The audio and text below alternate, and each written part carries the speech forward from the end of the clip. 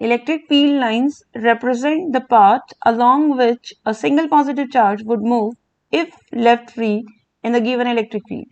So how would it move? It is hypothetical, but how it move, whichever path will it follow, that will represent your electric field lines. Electric field lines, and we call it lines of force as well. Okay. Now what is the importance of electric field lines? Because they give so many information, like tangent to electric field line at any point gives the direction of electric field at that point. For example, this is electric field line, that at this point, the brown line is representing electric field line right now, and if you wish to find out direction of electric field at that point, then you will simply draw a tangent. So this is the direction of electric field at that point. Suppose you wish to know at Q, then here you will draw the tangent. So this is the direction of electric field. So this is the information which is given by the electric field line, that they give the direction of electric field at a point. And how? By drawing the tangent. Properties of electric field lines. No two field lines can intersect with each other. Okay, this we have done in class 10th also, when we did no two magnetic field lines can intersect with each other. So same way this comes as a question, so you'll have to answer. Explanation is, if they will intersect, then at the point of intersection we can draw two tangents which will show two directions of electric field at same point. Most important is at same point, which is not possible for any quantity to have two directions. For example, suppose they are intersecting here. These two green lines are intersecting here, and this is electric field and this is electric field. Suppose, then at the point of intersection you will draw two tangents which will show two directions of electric field at same point, which is not possible. So no two electric field lines can intersect with each other. Second property is, the field lines are perpendicular to the surface of metallic conductor. Why? This is very important. They ask as conceptual, why field lines are perpendicular to the surface of a metallic conductor which is charged. Why is it so? So we will say, let the electric field be at some angle. We are saying, okay, let it not be perpendicular, let it be at some angle. Let it not be perpendicular, let it be at some angle. Okay, so we are drawing like this. This is electric field and this is the surface, so it is at angle theta. So electric field will have obviously two components, E cos theta and E sin theta, right? So horizontal component I have written as E cos theta, vertical component I have written as E sin theta. Now horizontal component will push the charges. Obviously this component will push the charges of the conductor, flow, because field means force, will push the charges to flow. But under electrostatic condition, we are doing chapter electrostatic, under electrostatic condition charges do not flow. It means this force is not there. Okay, this field is not there.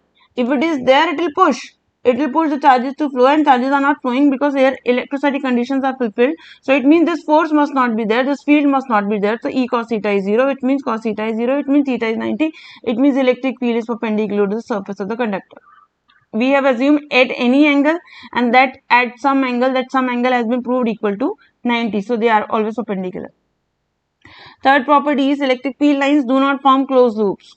They do not form closed loops because they originate from positive and they terminate at negative. They stop at negative. They originate from positive and terminate at negative. So they do not form closed loops. Closed loop as in they are going from positive, going to negative, again coming out from negative, which is not there. This is not there. Huh?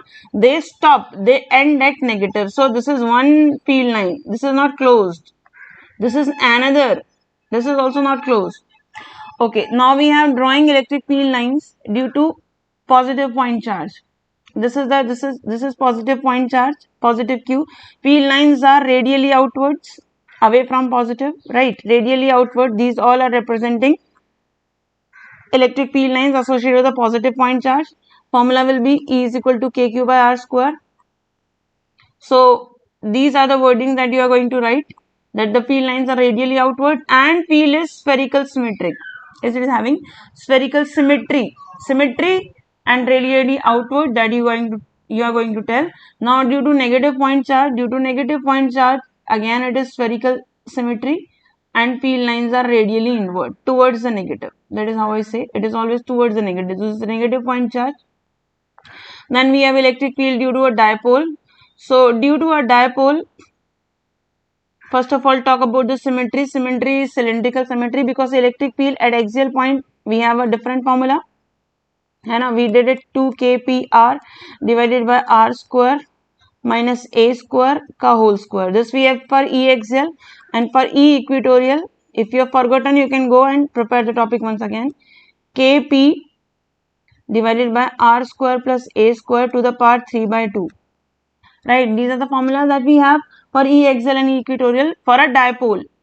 So for dipole, it is cylindrical symmetry. If two quantities are involved, it means symmetry is cylindrical. So for a dipole, you can see the diagram is already here, or we can draw as well. So let us draw as well.